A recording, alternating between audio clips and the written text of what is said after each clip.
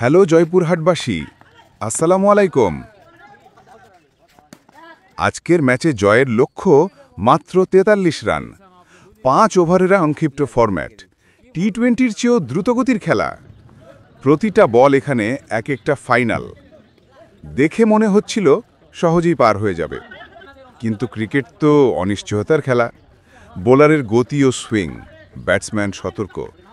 কিছু ডট বলের পর এলো মাত্র একটি সিঙ্গেল। প্রথম ওভার শেষে স্কোর ৩ রান, 0/3। চাপ বাড়ছে। অভিজ্ঞ বোলার আক্রমণে। প্রথম বল ডট, দ্বিতীয় বল সিঙ্গেল, কিন্তু তৃতীয় বলেই বিপত্তি, উইকেট পতন। পরের বলে আরেক উইকেট। এই ওভারে এলো মাত্র ২ রান, 2/5। ব্যাটে বলে গড়মিল, রান আউটের শিকার আরেক ব্যাটসম্যান। ওভার শেষে স্কোর ৬ রান, ৩/১১।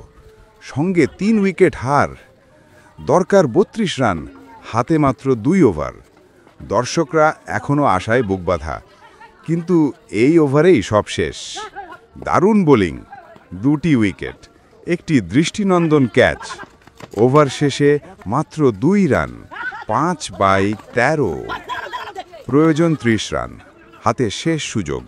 প্রথম বলেই ছক্কা হাঁকাতে গিয়ে ক্যাচ আউট। পরের বলে আবার উইকেট। একটার পর একটা উইকেট পিনের মতো খসে পড়ছে। একসময় মনে হচ্ছিল ৪৩ রানের টার্গেট সহজেই পেরোবে, কিন্তু বোলারদের অসাধারণ পারফরমেন্স আর ফিল্ডারদের ক্ষিপ্রতা তা হতে দিল না। শেষ ব্যাটসম্যান ক্রিজে, শেষ আশা, কিন্তু তার ভাগ্য আগের মতোই। দলটি শেষ পর্যন্ত মাত্র ২৭ রানে অল আউট। বিজয়ী দলের জন্য করতালিতে মুখরিত মাঠ। জয়পুরহাটের নতুন হাট গরুহাটি খেলার মাঠ আজ সাক্ষী হল এক অসমাপ্ত রান চেজের।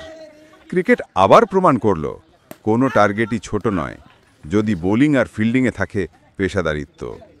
ধন্যবাদ জয়পুরহাট।